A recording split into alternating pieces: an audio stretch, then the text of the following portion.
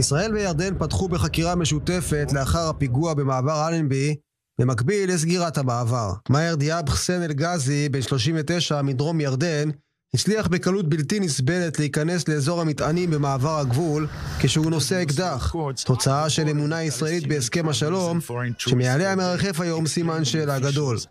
גורמי אופוזיציה בירדן שאיתם אנחנו מדברים מבהירים כי היחסים בין ישראל לירדן לא כמו שהיו בעבר. ما حصل اليوم لم يكن مفاجأة.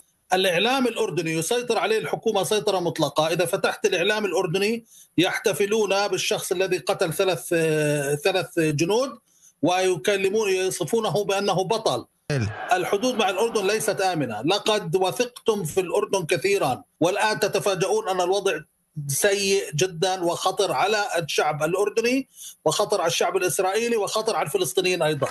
שווה את כוחה מאמירות חריפות נגד ישראל בדרגים הגבוהים ביותר. On October 7th, Israel was attacked by Hamas, a violent escalation that shocked the world.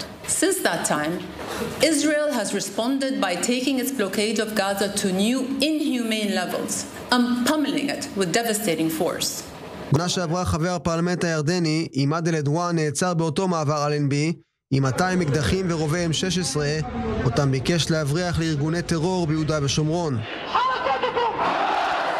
מאז המלחמה בעזה מתקיימות הפגנות אלימות מול השגרירות הישראלית באמן, וההבנה שיותר ויותר נשק נכנס בגבול הירדני לישראל שנה.